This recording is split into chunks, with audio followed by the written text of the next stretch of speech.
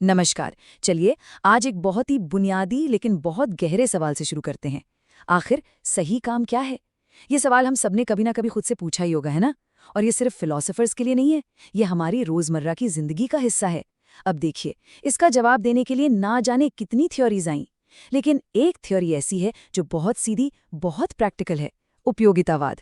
ये थ्योरी कहती है कि सही और गलत का फैसला किसी किताब या नियम से नहीं, बल्कि दुनिया पर पड़ने वाले उसके असर से होता है। मतलब ये हमें हर काम को खुशी और दर्द के तराजू पर तौलने की चुनौती देती है। तो आज हम क्या क्या देखने वाले हैं? सबसे पहले तो हम उस सवाल को समझेंगे जिसने उपयोगितावाद को जन्म दिया।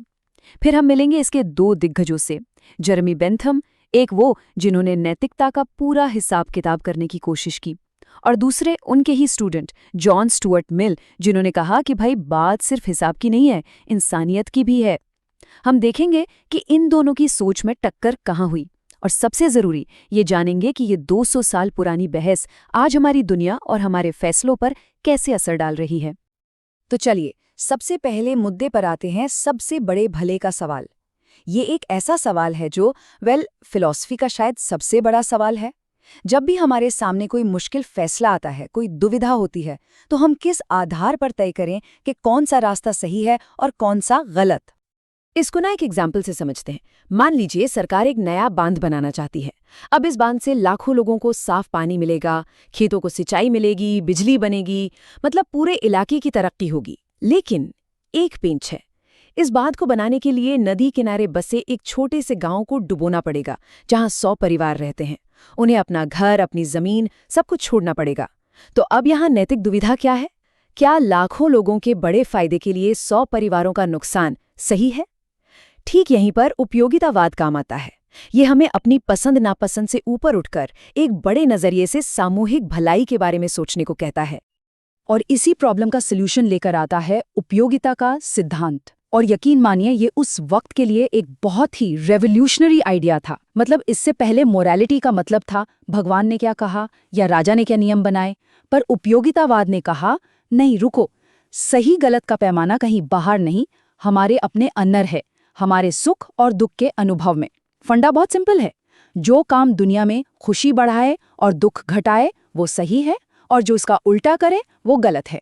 इसका सबसे मशहूर नारा बना, सबसे ज्यादा लोगों की सबसे ज्यादा खुशी। तो बांध वाले एग्जाम्पल पर वापस जाएं तो एक उपयोगितावादी यही हिसाब लगाएगा कि बांध बनने से जो टोटल खुशी पैदा होगी वो गांव डूबने से पैदा होने वाले टोटल दुख से ज्यादा है या नहीं। अच्छा, तो इस आइडिया को एक प्रॉपर शेप किसने दिया?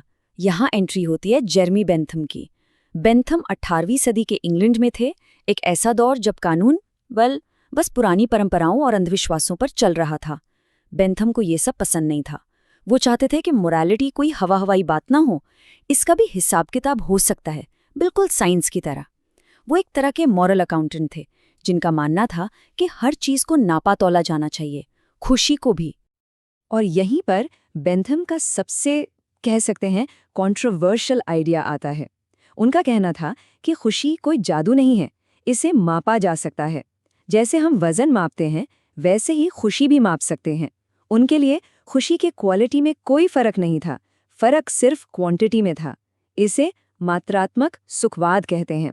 उन्होंने कहा कि अगर खुशी की मात्रा बराबर है तो बच्चों का कोई छोटा मोटा खेल खेलना भी उतना ही अच्छा है जितना कि कविता पढ़ना।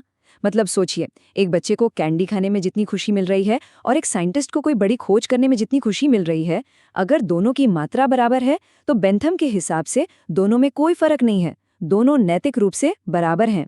ये बात उस जमाने के लिए बहुत शॉकिंग थी। तो सवाल ये है कि भाई खुशी को मापेंगे कैसे? क्या कोई थर्मोमीटर है? बेंथम ने इसके लिए एक पूरा सिस्टम बनाया, जिसे वो कहते थे फेलिसिफिक कैलकुलस। ये एक तरह की मॉरल स्प्रेडशीट थी। इसमें 7 पैमाने थे। चलिए एक एक करके देखते हैं ये क्या थे। तीव्रता, मतलब खुशी कितनी स्ट्रांग है। अवधि, अरे भाई कितनी देर टिकेगी। निश्चितता, मतलब इसके होने के चांस कितने हैं। सामीप्य, यानी ये कितनी जल्दी मिलेगी। उर्वरता, यानी क्या इस खुशी से और खुशियां पैदा होंगी। शुद्धता, मतलब कहीं इसके पीछे कोई दुख तो नहीं छिपा। और सबसे जरूरी विस्तार, यानी ये कितने लोगों को अफेक्ट करेगी। तो बेंथम का आइडिया था कि आप कोई भी काम करने से पहले इन 7 पॉइंट्स पर उसे तौल लो और आपको पता चल जाएगा कि वो सही है या गलत। तो कुल मिलाकर बेंथम का वर्ल्ड व्यू बहुत क्लियर था। मोरालिटी का एक ही काम है, सोसाइटी में खुशी की टोटल क्वांटिटी को बढ़ाना। बस खुशी कैसी है, कहाँ से आ रही है, इससे कोई मतलब नहीं।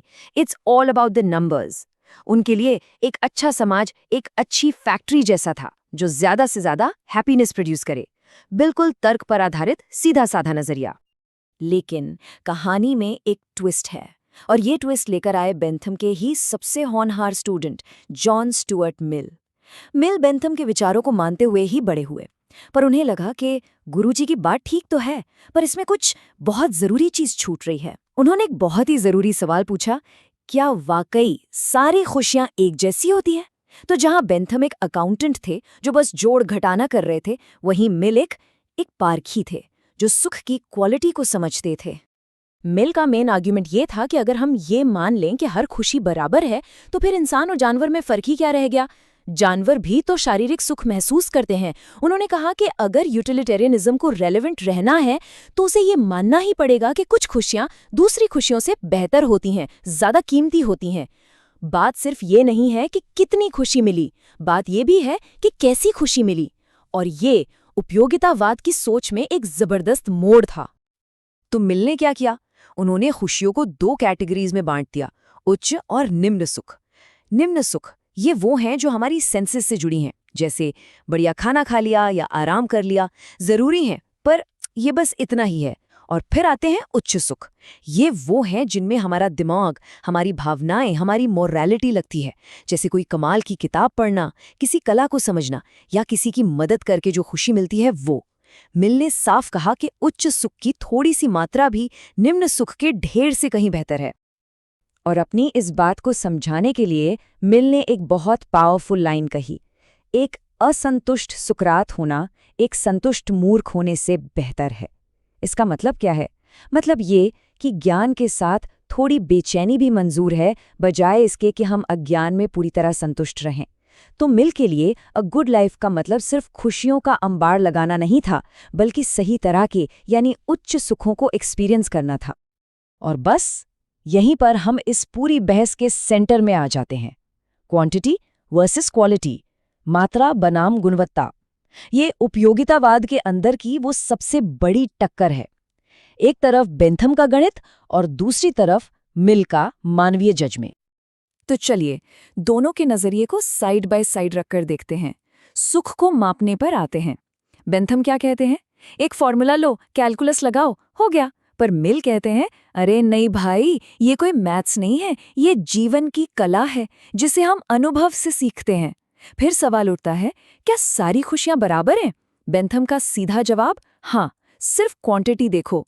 मिल कहते हैं, बिल्कुल नहीं, दिमागी और नैतिक सुख हमेशा बेहतर हैं। और आखिर में सबसे बड़ी अच्छाई क्या है? बेंथम के लिए एक शब्द में जवाब है, सुख। पर मिल का दायरा थोड़ा बड़ा है। वो कहते हैं, सुख के साथ साथ एक अच्छा इंसान बनना यानी वर्च्यू और ज्ञान, ये भी अपने आप में कीमती हैं। तो अब सवाल उठता है कि ये सारी बातें तो पुरानी हो गईं। बेंथम और मिल की ये बहस आज हमारे लिए क्यों मैटर करती है? वेल, ये सिर्फ हिस्ट्री की बात नहीं है, इसका असर आज भी हमारी दुनिया पर बहुत गहरा है। चलिए देखते हैं कैसे। सोचिए, 200 साल से भी ज्यादा हो गए, लेकिन उपयोगितावाद के जो बेसिक आइडियाज हैं वो आज भी उतने ही रेलेवेंट हैं।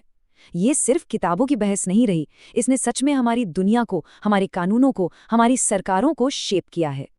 इसका असर हमें हर तरफ दिखता है।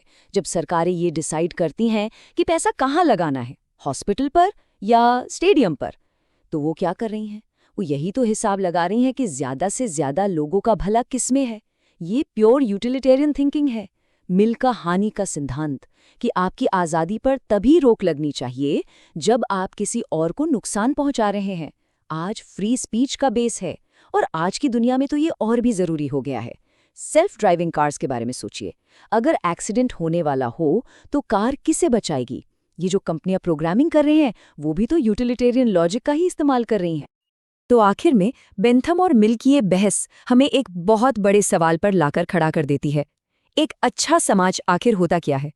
क्या ये वो समाज है जो बेंथम की तरह एक मशीन बनकर ज्यादा से ज्यादा खुशी प्रोड्यूस करे, या फिर ये वो समाज है जो मिल की तरह अपने नागरिकों को बेहतर इंसान बनने, ज्यादा सोचने, ज्यादा समझने के मौके दे? देखिए, इसका कोई सिंपल जवाब नहीं है, और शायद इसीलिए ये बहस आज भी इतनी इम्पोर्टेंट है। तो इस चर्चा को हम इसी सवाल पर छोड़ते हैं, खुशी को मैक्सिमाइज करना। क्या ये एक साइंस है जिसमें बस कैलकुलेशन करना है, या फिर ये एक आर्ट है जिसमें जजमेंट और समझ की जरूरत पड़ती है? क्या हमें बेंथम का कैलकुलेटर उठाना चाहिए, या मिल की तरह एक कलाकार बनना चाहिए जो ये समझे कि कौन सी खुशी हमें सिर्फ संतुष्ट नहीं बल्कि बेहतर बनाती है? ये एक ऐसा सवाल है जिसका जवाब हम सबको अपने अपने लिए खोजना है। आज के लिए इतना ही, शुक्रिया।